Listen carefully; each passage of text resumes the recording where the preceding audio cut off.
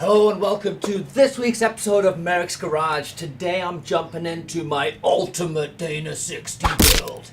Before I do that though and get into some of these parts here on my bench, I want to ask you guys a question. I am very close to starting to tear down on my K30 Blazer, and as a result, I'm going to have less time to do for these videos. I have been attempting to get a really good video out to you guys every week.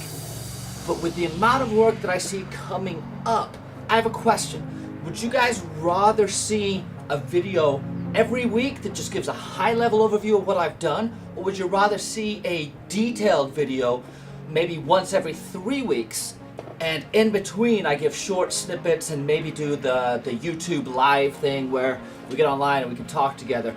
I don't know. I'm throwing it out there to you guys because there is going to be a lot of work. And that leads me to my next point.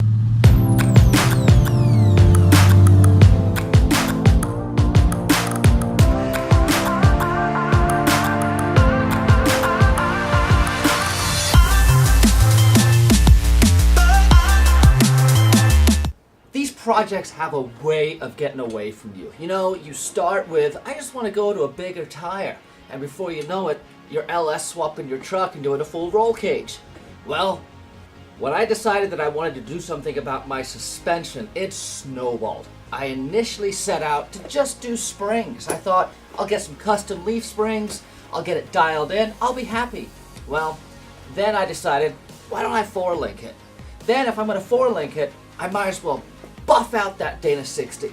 Well, while I'm at it, why don't I just tear the whole front clip off and dive into an engine cage? And if I'm doing an engine cage, maybe I should tie it into the frame cage. It just got out of hand, so I've kind of had to put the kibosh on some of my more, how do you say, ambitious plans and focus on what I'm going to do. I want to get my truck performing as well in the suspension department as it is in the engine department. That means bulletproof reliability, simplicity, and easy repair, meaning I can fix it with tools that I have in my truck wherever I am. That brought me to my front axle. The front axle is a Dana 60, incredibly strong, half-inch steel tube. It's a world-renowned, very, very strong front axle. They're highly sought after, they're awesome. Now, unlike the 14-bolt full floater, which doesn't need a whole lot of stuff to make it truly bomb-proof, you've got a couple of added components in the front that add to some of the challenges, namely steering. You're introducing 2 U-joints or CV joints at either end. Your pinion angle is often a little bit different than it is at the rear because you're running a shorter drive shaft. You've got all of the steering issues in terms of the crossover and high steer or drag link and pitman and steering box alignment. There's a whole lot of stuff going on. And you've got to strike a happy balance between affordability, reliability, durability, and ease of working on the thing. So, I have decided that I'm going to do 3 major things to my front Dana 60 and turn it into what I'm calling the ultimate Dana 60. Now, caveat, that is the ultimate Dana 60 for what I wanted to do. What I'm looking for is selectable locking. I want open or locked. I don't want a posi, I don't want a limited, I want a locked system or an unlocked system. I want reliability in the U-joints or CVs and in the axle shafts.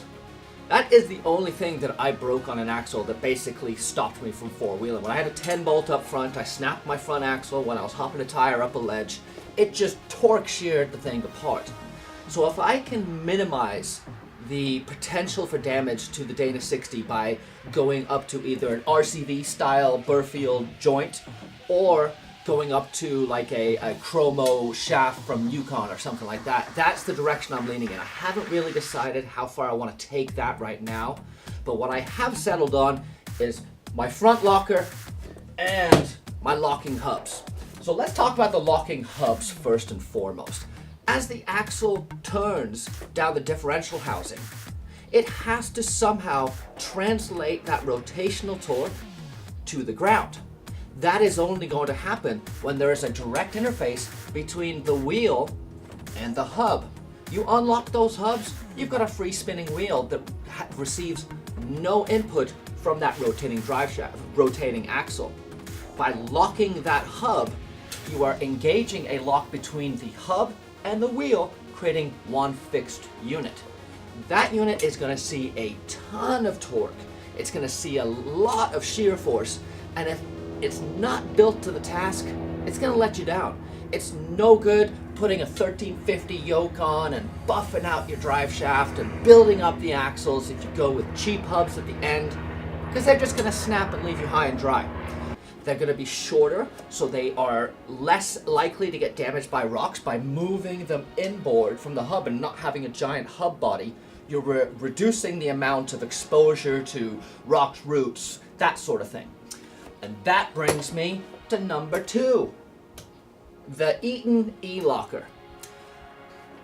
When it comes down to traction devices for your differential, there's obviously a multitude of directions you can go in, from a welded pig to a spool to a Detroit to a limited slip to a selectable. I believe the selectable gives you the best of both worlds. You're going to have an open differential whenever you want it, and a fully locked differential whenever you want it. The closest competitor to the Eaton E-Locker, of course, is going to be the ARB locker.